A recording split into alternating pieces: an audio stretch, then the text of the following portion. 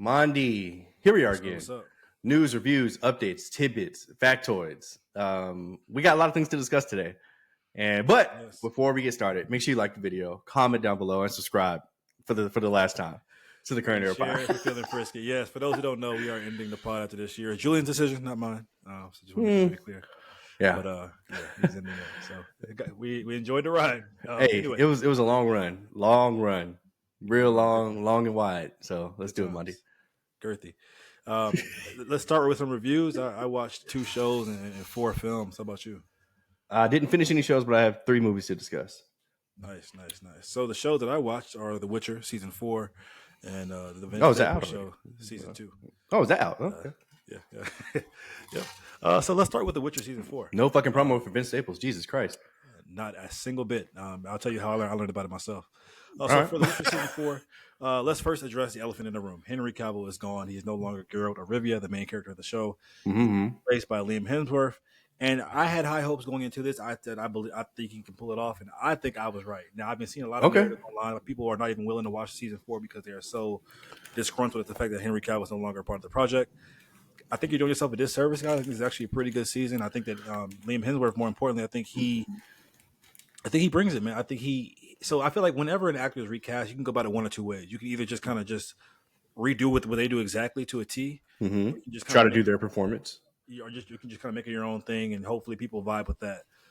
Hemsworth went with the first option. He just kind of did exactly what Henry Cavill did, exactly in terms of the tonality, the physicality, everything. Like he just does everything that Henry Cavill does exactly, and it works for me. I believed it that it was just Geralt the whole time. So I think you guys should watch it and give Liam Hemsworth a chance, in my opinion.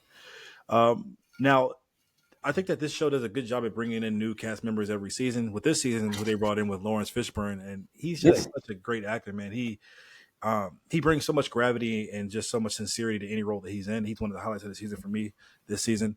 I love fantasy, and as you guys know, I've always raved about how much I love fantasy, how much we need more fantasy in the TV space, more fantasy in the film space.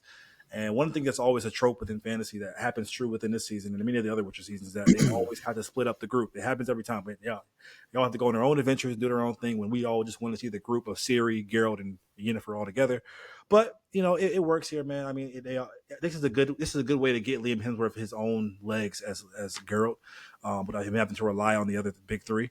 So I thought it actually worked here. The episode 5 for me out of 8 was the one that really solidified this new team Witcher that has been established with Lawrence Fishburne and everybody else. Just a really great camaraderie. There's a vampire backstory. It was animated. It was just out of nowhere, but it worked. It was really, really cool. And I feel like, with every season of The Witcher that passes, nothing ever gets resolved ever. It's it's an ongoing thing, but I love the journey so much that I genuinely do not care, which is a good thing, I think. Okay. And so season 5 has been announced to be the final season, which is the next season that's coming out. And so, man, I think what separates this show from other shows I watch that are also fantasy, like Wheel of Time or The Rings of Power, which I also really enjoy those shows as well, is that I just care about the characters. I care about Geralt. I care about everybody. And so hopefully they can keep on that route, man, and just end up being a good show. So I give this season a B+. I really enjoyed it. I think it's actually one of the better seasons of The Witcher, believe it or not. So, yeah. Wow. Okay. Next show review is for the Vince Staples show season 2. As Julian pointed out, I had no idea. This had a marketing budget of absolutely zero. The only reason I saw it because I was watching The Witcher and I was like, oh, there's how Netflix will show you what's out right now. I was like, okay, there's a Vince Staples season 2. Let's do it, I guess. Now, the first season of this show, I thought we discussed at length had potential. I just saw that. I think that Vince Staples, you could see his novice. You could see that he was struggling in the acting department. I was like, I see this could be a diamond in a rough type of situation. And there's certainly an increase in production value this season. Everything looks top notch. But I think it still struggles, if not more so this season, than its lack of vision. And I think that it still feels like Diet Atlanta. Why watch this show where you can just watch Atlanta on FX? You can tell it's copied that blueprint to a T or trying to at least. And there's just so many extended sequences in this particular season where it's the whole 20-minute episode is one long sequence. It's one location or whatever. You can tell they're trying to build to a punchline. And it's just not, I know comedy's subjective, but I didn't laugh hardly any times in this season. And it just feels very pointless and aimless. look, man, I just think that I'm not opposed to keeping Vince Staples on as the main character of the show. I think he has a unique quality about him that people like. He's very likable, whether he can act or not. But keep this guy out of the writing room. You can, because I see him in all the writing credits for every single episode, and I think that he's just not ready for TV writing yet. Which is not, it's not a fault of his. He's a rapper. I mean, he takes time. Maybe you can keep him in the rooms, but don't have him actually contribute, because it's just evident that this he doesn't know what he's doing. Like every episode feels so pointless, and it even at least season one had like a raw kind of nature to it. Like, okay, this is kind of fresh, it's something new. This is just like, it felt like I felt myself being mad at some of the episodes that I saw. I was like, why did I waste my 20 minutes watching that shit? Like, what the fuck was that? And so I'm done with it. Whether it gets on track or not, I won't know going forward. If you guys enjoy it, man, I hope you guys enjoy it. I want to support it more than anything. I love black art, so and I like Vince Staples a lot as a person. But this is the D, man. I get this. This was the bad. This was bad. Wow. Season one, in my opinion. Yeah. Damn. Okay. Worse than season one. Maybe that's why Netflix didn't give a fuck enough to promote it. Interesting. Anyway, I watched 4 films. You watched 3. Which are the 3 films that you watched? I made a mistake. I only watched 2. One of the films I watched was one of the random wrecks, so I only watched 2. Okay. Which 2 did you watch? Now You See Me, Now You Don't, and Wicked for Good. Okay, same. I watched those. Also, I watched the Running Man remake, and I watched Sisu 2, or otherwise known as Sisu Road to Revenge. We can interweave our reviews here. The first review, let's do. I'll just do the Running Man real quick. This is the new film starring Glenn Powell. It's a remake of the 1987 film.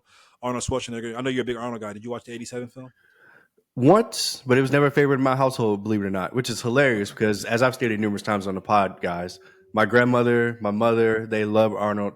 They have literally all of his movies on VHS. Remember those guys? VHS. But this was like the one that wasn't in rotation for whatever reason. So, okay. This was a Stephen King adaptation, believe it or not. Here we go again. Yeah, which is the reason why I did not see this movie. I'm sick and tired of Stephen King. He has completely lost his luster for me. Like it's like Stephen King and what's the Indian nigga? Shyamalan, bitch. Stephen King's not directing any of these. I understand, but I'm blaming him. He's the face. It's his fucking fault, just like it's Shyamalan's face. Anyway, keep in mind, guys, this guy runs to see every Shyamalan movie opening night. I'll be there. And you enjoy Trap? Did you enjoy that bullshit? I loved it, actually. Okay. I loved I loved it. I'm sorry. Yeah, I loved it. Yeah. You loved it. Anyway, I loved it.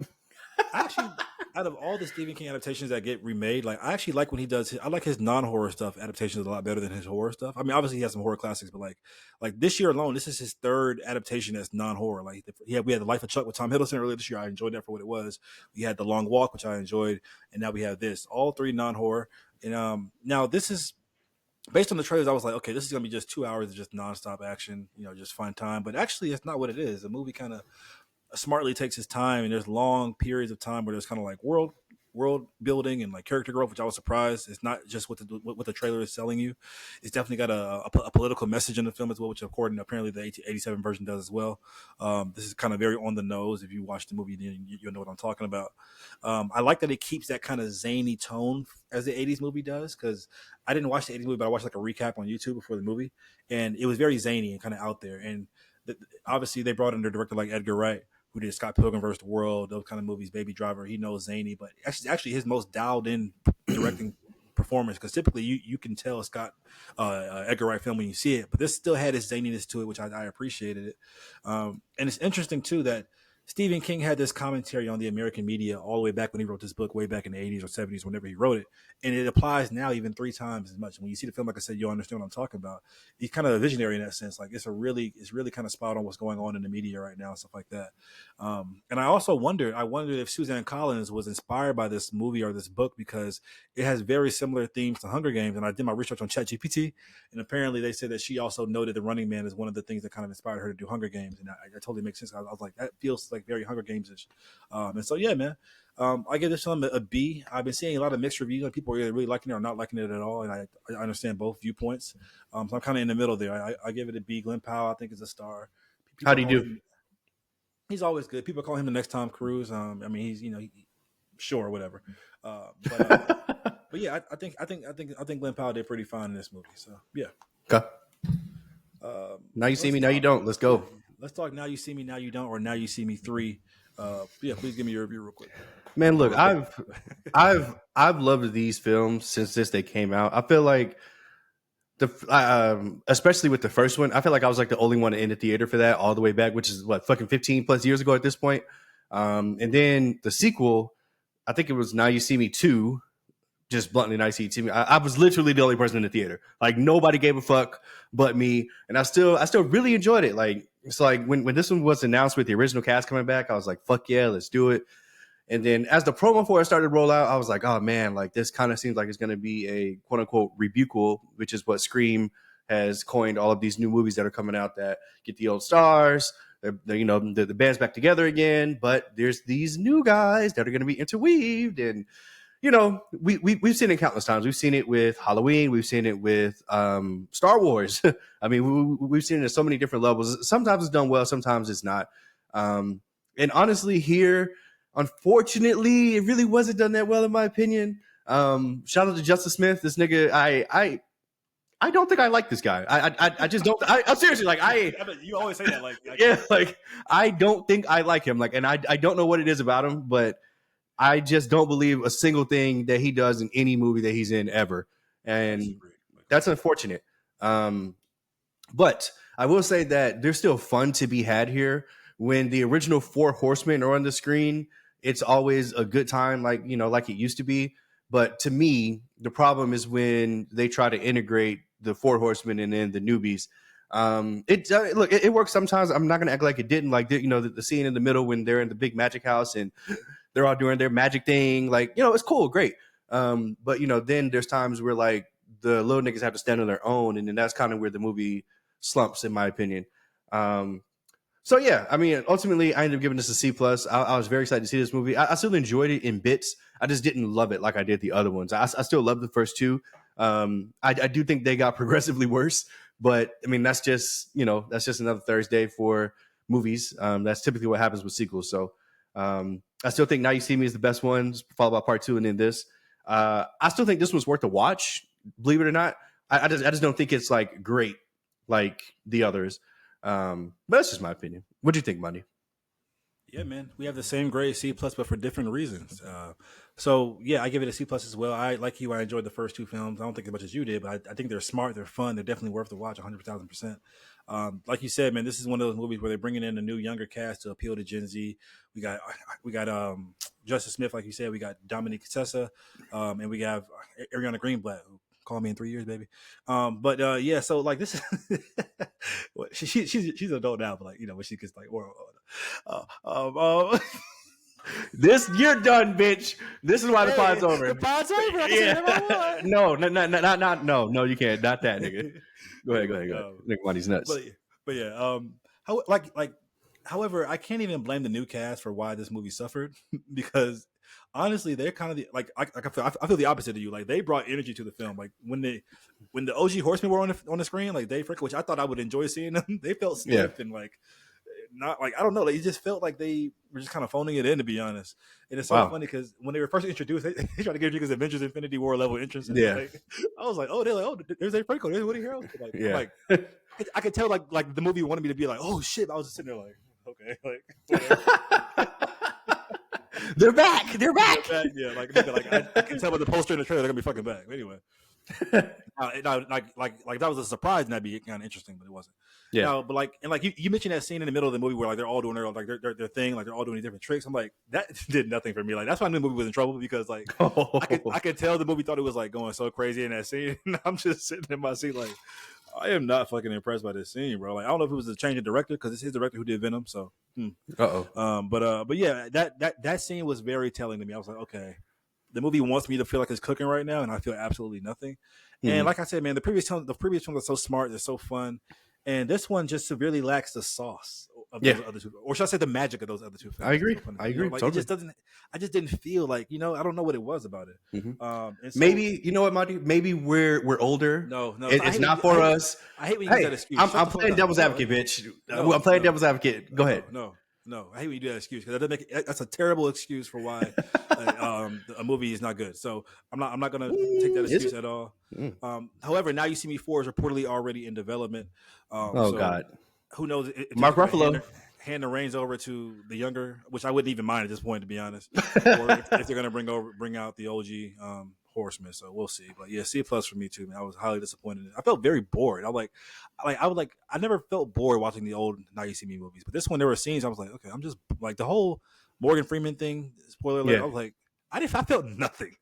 I'm just sitting there Damn. like I felt nothing. Like hurry up and die, nigga. Okay. Jesus Christ. Yeah. All right. Let's talk the next film review, Sisu, and then we'll get to Wicked last. Sisu 2, this is a movie that I've always talked about Julian too about. It's a revenge flick, I think from the creators of John Wick. When the 2022 version came out, I was like, this is such a surprise for me. Like, it's not like a great film, but it was really good. I was like, it's just a good, well-crafted film. But I remember thinking when I heard part 2 was coming, I'm like, yeah, part 1 was good, but like, what could they add to this story? Like, why can't we just leave it where it was? Why can't it just be good on its own? But we'll see how it is. And so I went to go see it tonight.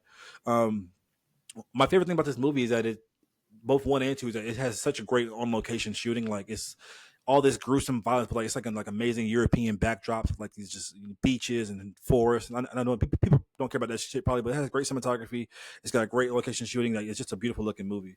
And like the first film, like I said, man, it's got super creative kills, like not like part 1 does. It's got it's a fun time. It's well crafted, but ultimately my fears came true, in which I was just like, okay, like why do we need the sequel? Like, even with all those things that are positive about it, like what, like I don't see why its existence is warranted, to be honest. And so I feel like if you love part 1, you'll either like or not like this movie for 2 reasons. Either you'll want more of the same, which is cool, or like me, you'll be able to appreciate its craftsmanship and be like, okay, like why was that made though? So I give it a B minus. It's not a bad movie at all, but it's literally just a part 1, So I need more from that for my sequels personally. But yeah.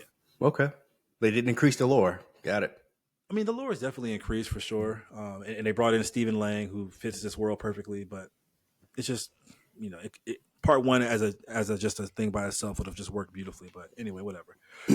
Let's talk about Wicked for good. Wicked Part 2. I'd love to hear your thoughts. We both love Wicked Part 1, guys. It's one of our favorite films of the year last year.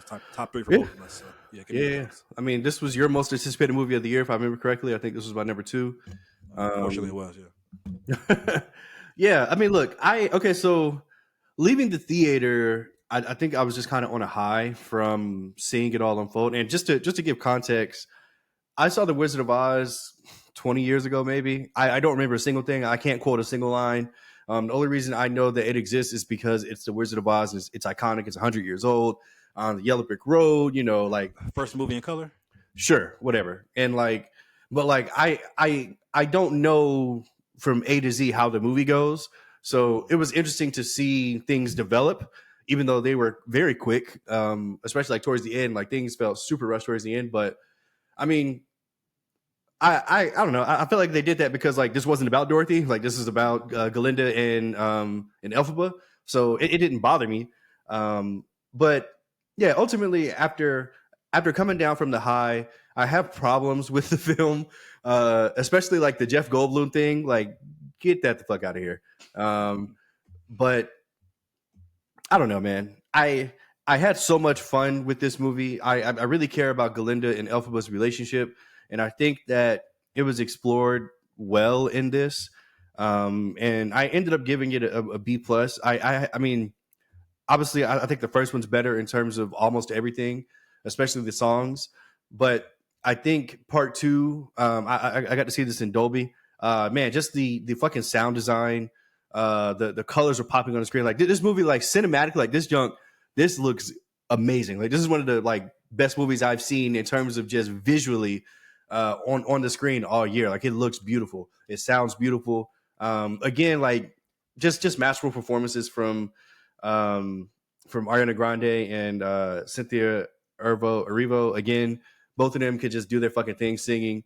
And like it's so funny, like you can literally tell like that they know that they're good at this. Like these niggas be I was like, damn, what I be singing that motherfucking boy. And yeah, look, I mean, like I said, ultimately I did enjoy this, but if I had to choose between part 1 and part 2, I would choose part 1 every single time. I think part 1 had just a little bit more magic. But that's just my opinion. I went to see this with my wife, her sister, and my mother-in-law. They loved it. All of them loved it, which is great for them. But yeah, ultimately, this is a B plus. This is still very good to me, but I think part 1's better, unfortunately. All right, nice, nice. Couldn't be happier. But yeah, man. Unlimited. Nigga, the songs are so good I could hear them like 5 times in the movie, and not get tired of them. But Mm-hmm. anyway, which is what happened.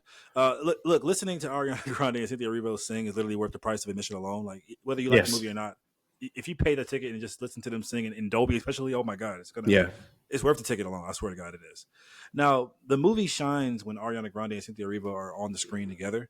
As in part one, they had most of the movie is the bulk of them having chemistry and sharing the screen together. However, the movie, in my opinion anyway, is not shining when they are not on the screen together.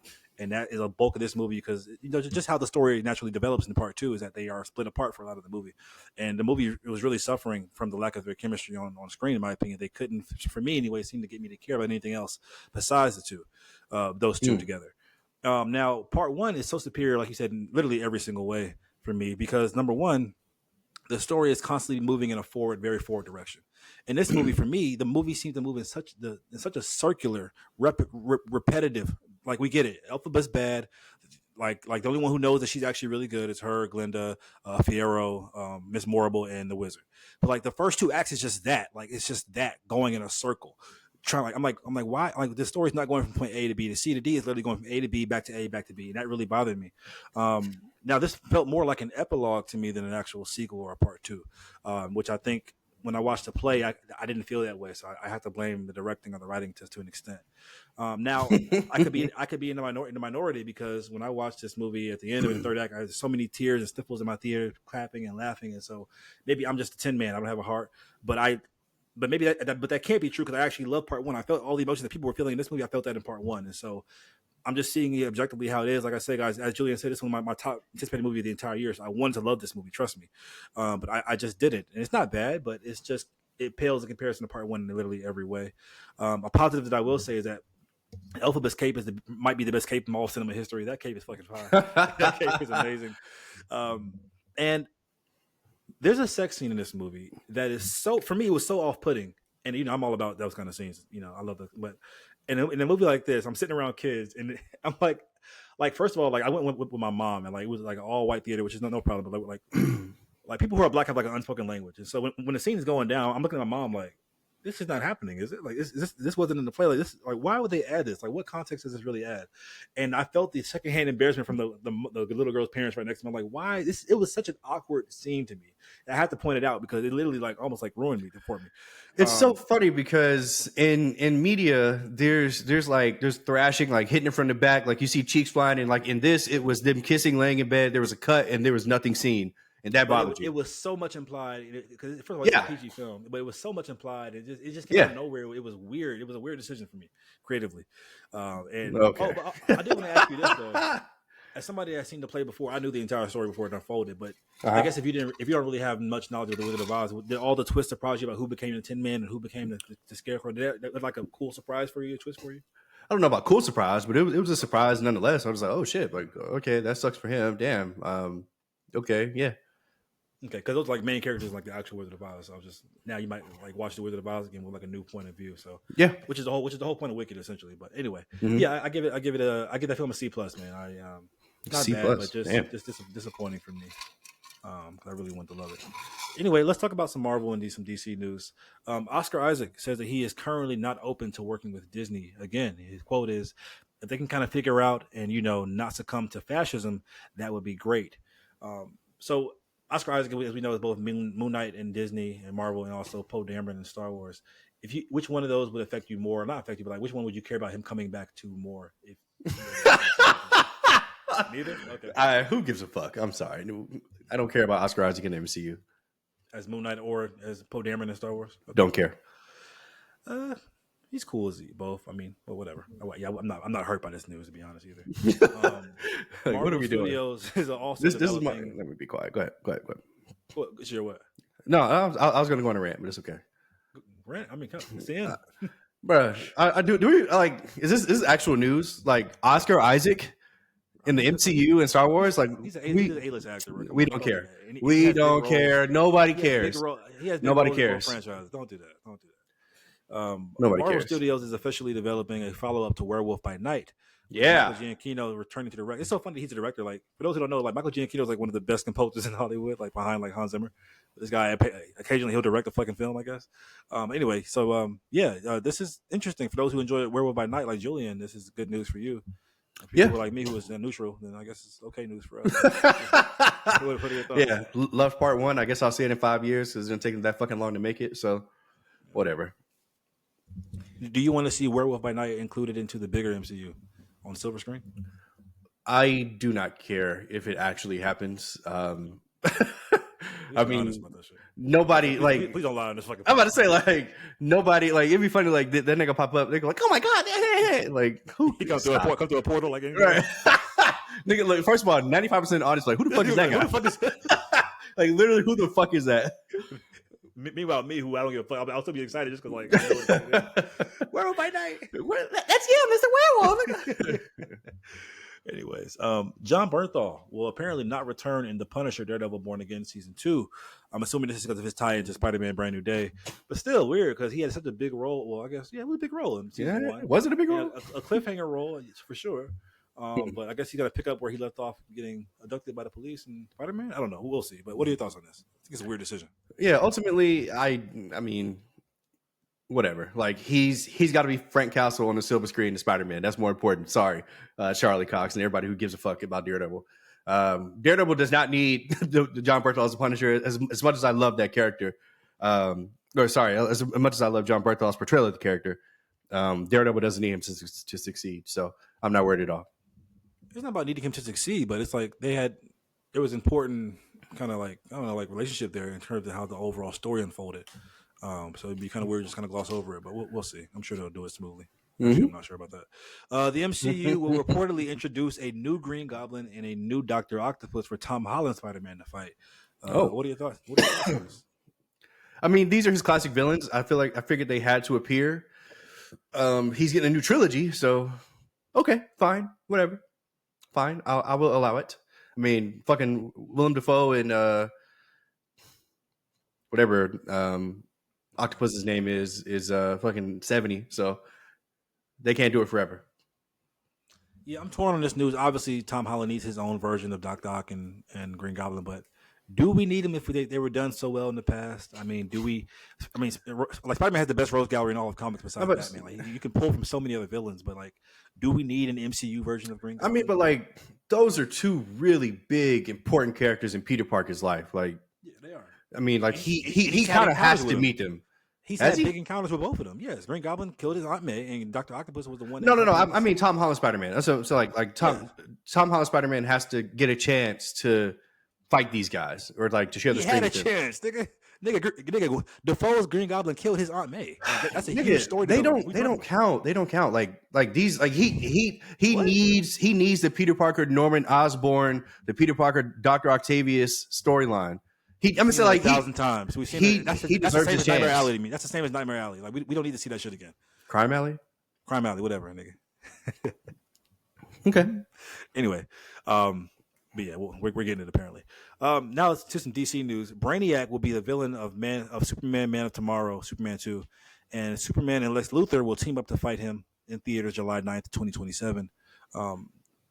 Any of this news excites you? The Lex Luthor Superman team up, the Brainiac being announced as the final live action villain.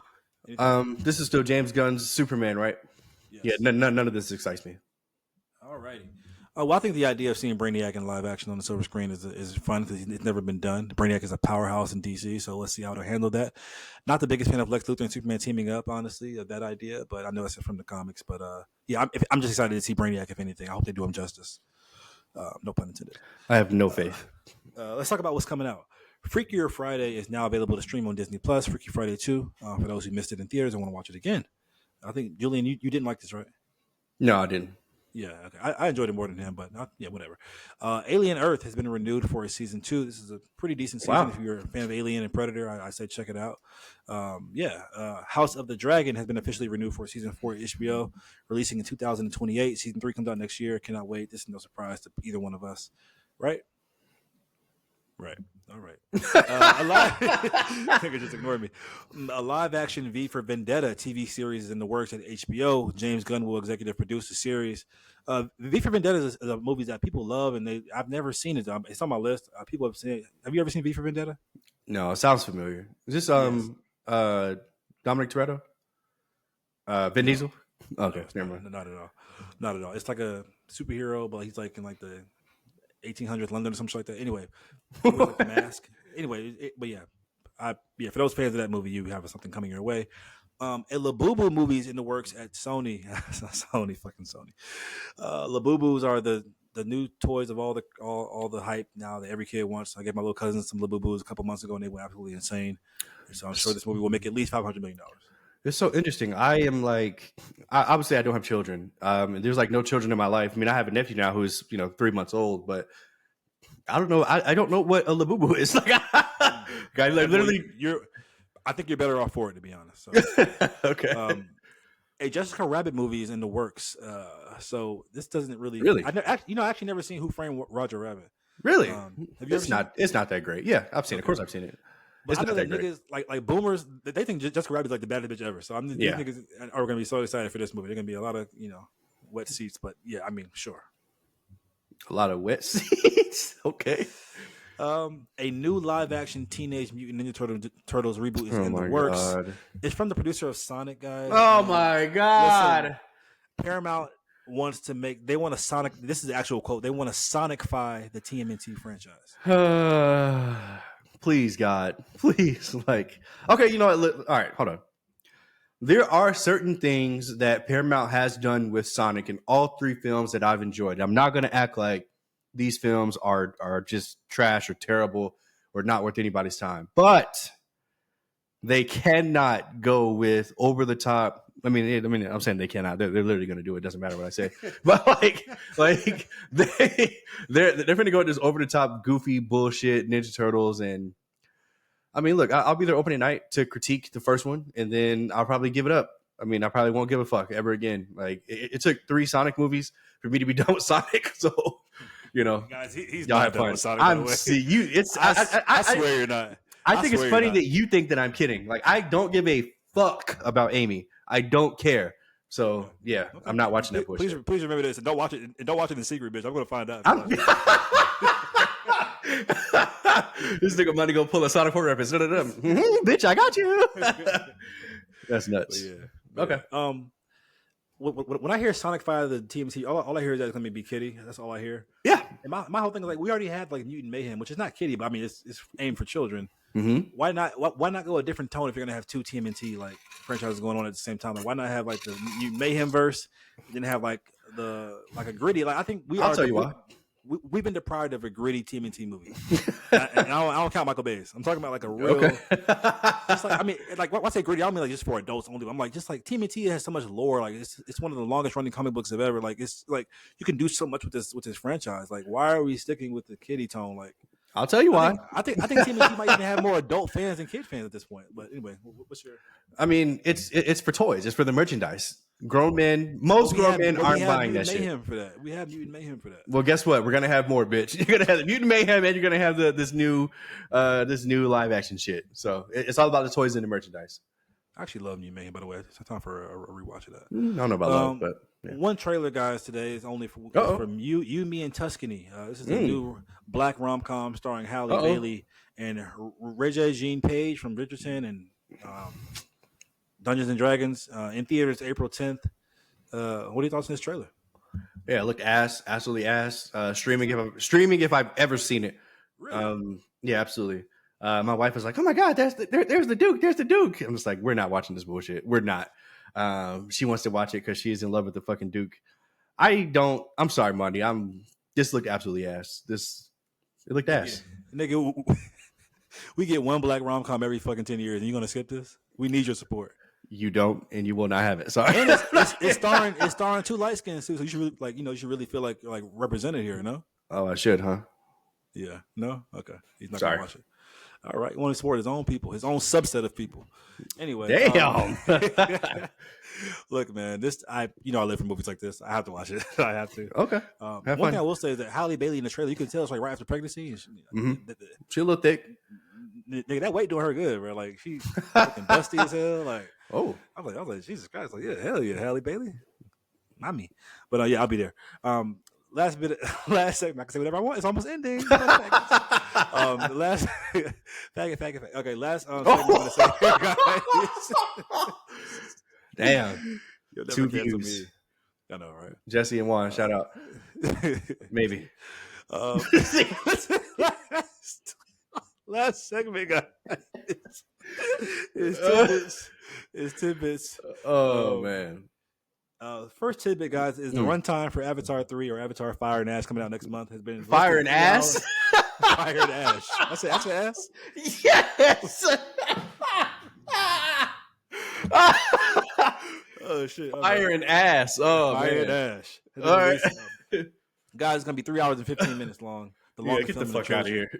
here. Let's do it, baby. Let's do it. Have fun. Go see it in IMAX. I'm bringing a meal to that fucking movie. Fuck us that. Vine has officially made a comeback as a new app called Divine, D-I Vine.